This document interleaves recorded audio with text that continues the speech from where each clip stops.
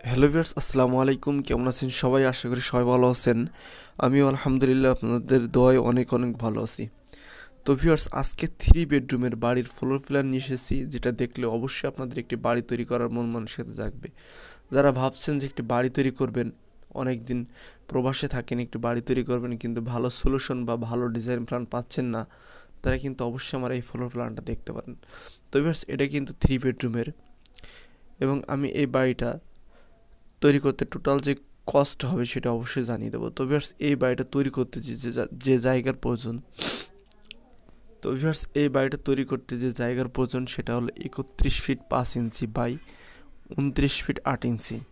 31 feet 5 inch by 29 feet 8 inch জায়গার উপরে কিন্তু এই বাড়িটা তৈরি করা হবে।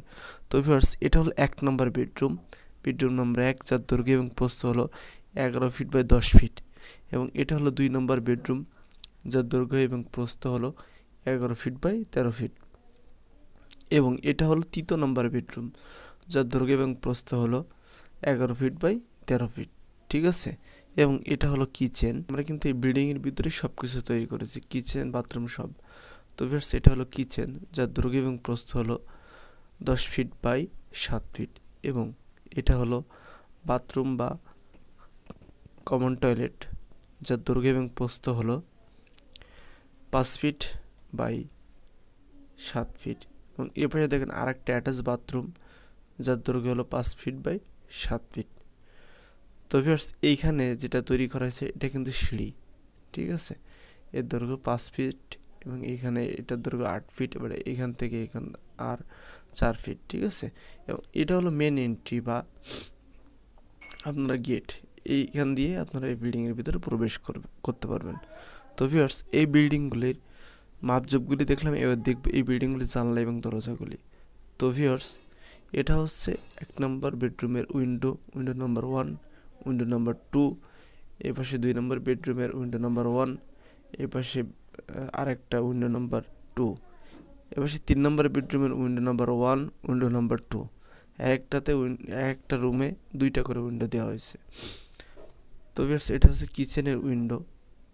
এবং এ পাশে দেখেন একটা হাই উইন্ডো করা হয়েছে, এই যে হাই উইন্ডো। এবং এ পাশে কিন্তু এই যে আর একটা হাই উইন্ডো করা হয়েছে। তো ভিউয়ার্স, এই বাড়িটার যে ফ্লোর প্ল্যান করেছি, এটা কিন্তু 1 তলা কিংবা 2 তলা যদি আপনারা করেন, তাহলে এই যে আপনার ওয়াল ভীমের নিচে কিন্তু অবশ্যই আপনারা 10 ইঞ্চি দিবেন, এবং ভীমের উপরে 5 ইঞ্চি দিবেন। এবং আপনারা যদি মনে করেন এই বাড়িটা যদি কলাম দিয়ে তৈরি করতে চান, তাহলে কিন্তু অবশ্যই আপনারা এই বাড়িটা এইখানে পয়েন্টে পয়েন্টে কলাম দিয়ে দিয়ে দিয়ে দিয়ে কিন্তু আপনারা কিন্তু এই বাড়িগুলি তৈরি করতে পারবেন।